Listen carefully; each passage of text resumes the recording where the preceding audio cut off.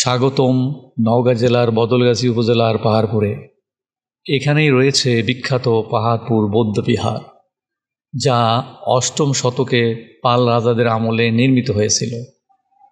নওগাঁর বদলগাছি উপজেলায় অবস্থিত পাহাড়পুর বৌদ্ধবিহার, যা সোমপুর মহাবিহার নামেও পরিচিত, পাল বংশের রাজা ধর্মপাল দেব কর্তৃক 741 থেকে 821 খ্রিস্টাব্দের মধ্যে নির্মিত একটি প্রাচীন বৌদ্ধবিহার। বাংলাদেশের অন্যতম প্রত্নতাত্ত্বিক নিদর্শন এই বিহারকে 1985 সালে ইউনেস্কো বিশ্ব ঐতিহ্যের তালিকায় অন্তর্ভুক্ত করেছে।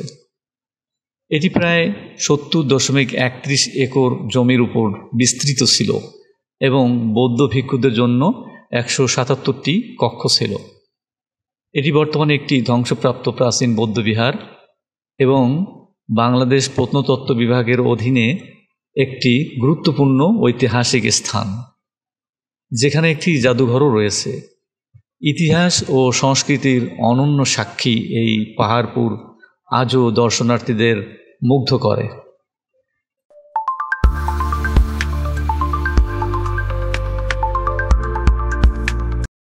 আমি বর্তমান যে জায়গাটিতে দাঁড়িয়ে আছি সেটা সেই বিখ্যাত ঐতিহাসিক প্রত্নতাত্ত্বিক বৌদ্ধ বিহারের মূল পটভূমিতে যাওয়ার রাস্তা, অর্থাৎ এই যে রাস্তাটি আমার বাম দিকে দেখা যাচ্ছে, সেটা জয়পুরহাট থেকে এসে এখানে মিলিত হয়ে এই পাহাড়পুর হয়ে ডান দিকে বদলগাছি থানার দিকে গিয়েছে, অর্থাৎ নওগাঁর দিকে গিয়েছে।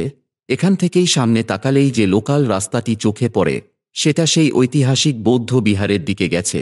আমরা এখন সেই দিকেই ধাবিত হব। ধাপে ধাপে আমরা সেই দিকেই এগুতে থাকব।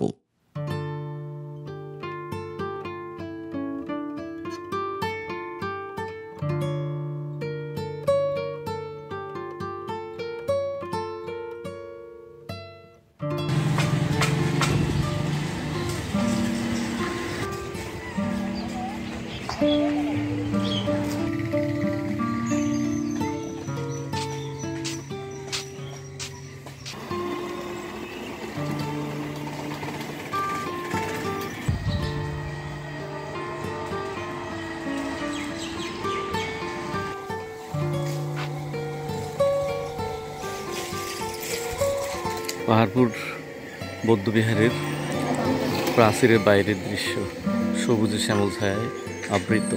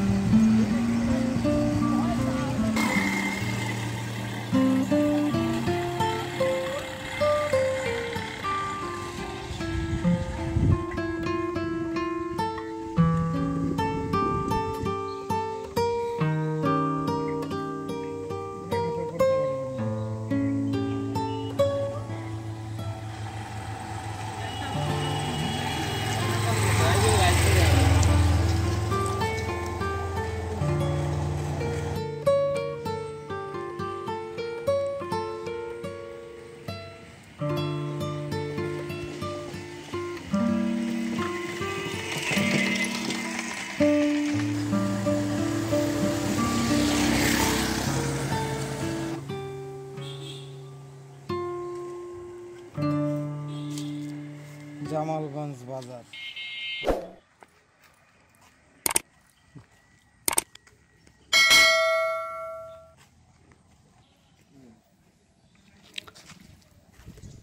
আমরা পায়ে হেঁটে ধীরে ধীরে সামনের দিকে এগিয়ে যাচ্ছি। একটু পরেই আমরা পাহাড়পুর বৌদ্ধবিহারের মূল গেটে পৌঁছে গেলাম।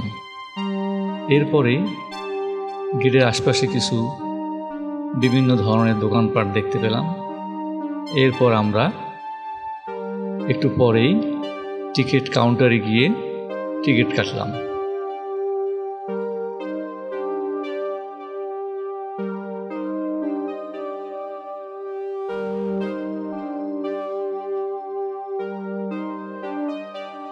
টিকিট কেটে নিয়ে তারপরে ধীরে ধীরে আমরা পাহাড়পুর বৌদ্ধবিহারের গেট পেরিয়ে ভিতরে প্রবেশ করলাম। এরপর আমরা ডানে বামে বিভিন্ন দিকে ঘুরে ঘুরে দেখছি আর দর্শন চিত্র উপভোগ করছি। অত্যন্ত চমৎকার। আসলে এখানে না এলে বোঝার কোনো উপায় নেই, এত সুন্দর জায়গা। এদিক সেদিকে আমরা দেখছি, যেদিকেই তাকাচ্ছি আসলে পুরাতন কীর্তি দেখে যেন মন জুড়িয়ে যাচ্ছে। আগে কখনো দেখিনি, যা আসলে শিক্ষার একটা বিষয় আছে। আগের যুগের সেই ধর্মপাল রাজার বৌদ্ধবিহার কত সুনিপুণভাবে তৈরি করেছে। একেবারে অত্যন্ত চমৎকার রোমান্টিক দৃশ্য।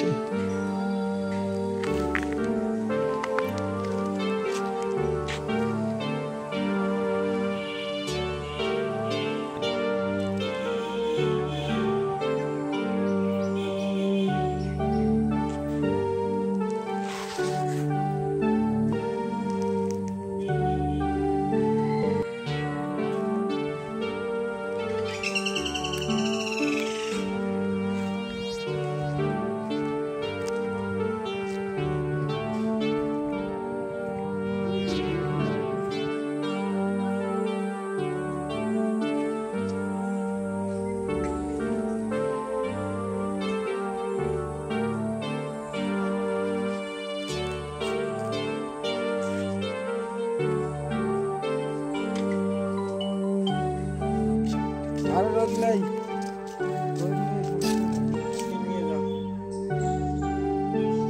ওই অন্তত 200 টাকার মতো ফল ফলা নিয়ে যাও। খাইতে করে খাবো।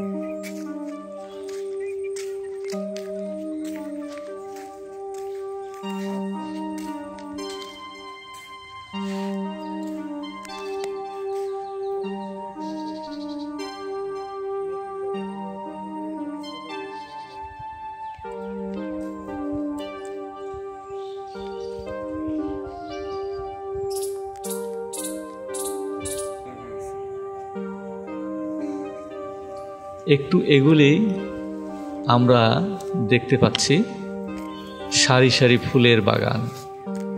এত চমৎকার বাগান, মন জুড়িয়ে যাচ্ছে। বিভিন্ন ধরনের ফুলের গাছ এখানে সেখানে সুন্দরভাবে সাজানো গোছানো তৈরি করে রেখেছে, যা আসলেই দেখার মতো।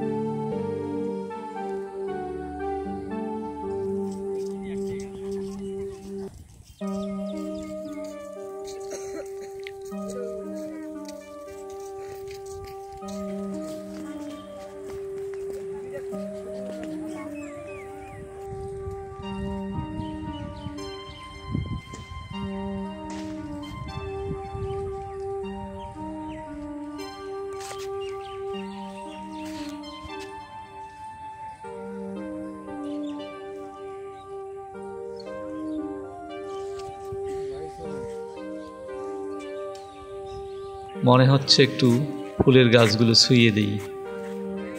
দারুণ লাগতেছে, অত্যন্ত চমৎকার।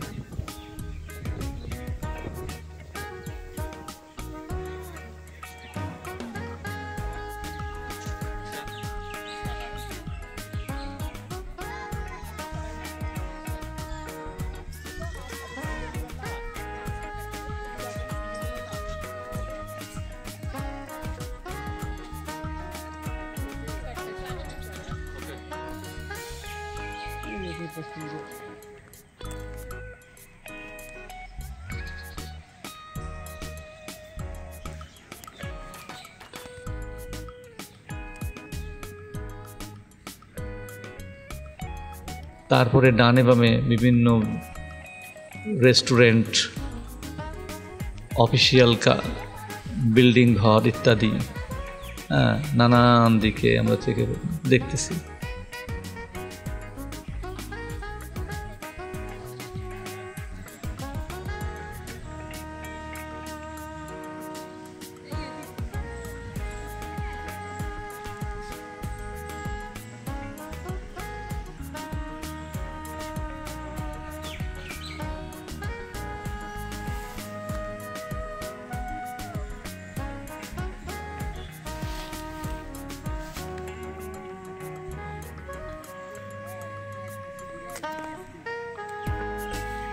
কোন সাইড?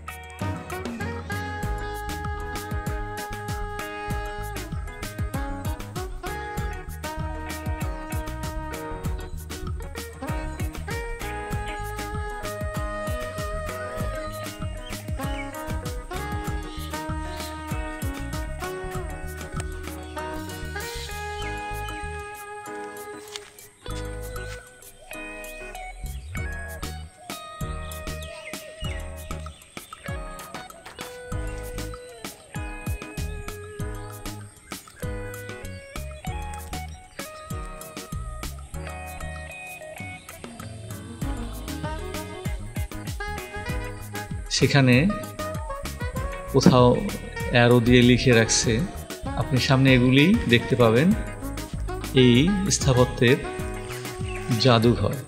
সেই জাদুঘরে শত শত বৎসরের পুরাতন কীর্তি তারা সংরক্ষিত করে রেখেছে, যেটা আজও ইতিহাসের সাক্ষী হয়ে দাঁড়ায়, মানুষকে প্রাচীন সভ্যতার নিদর্শন হিসেবে কিছু শিক্ষা দান করে। আসলেও তা আমাদের শিক্ষণীয় বিষয় আছে।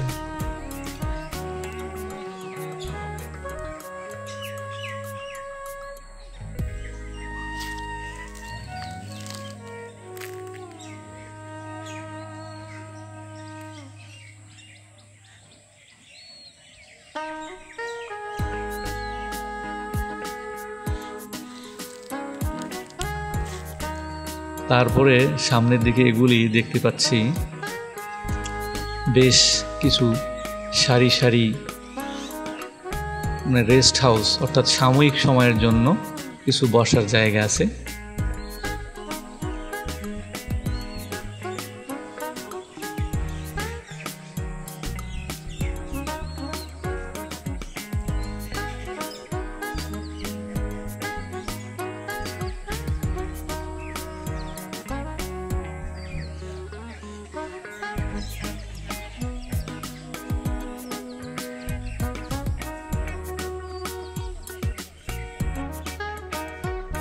অত্যন্ত চমৎকার পদ্মপুকুর, দেখে মন জুড়িয়ে যাচ্ছে। কত সুন্দরভাবে পদ্মপুকুরগুলি পদ্ম ফুল ফুটে আছে। ডানে বামে তাকালেই আমরা আরও অন্যান্য দূর থেকে দূর দূরান্তর এই দৃশ্যগুলি দেখতে পাই।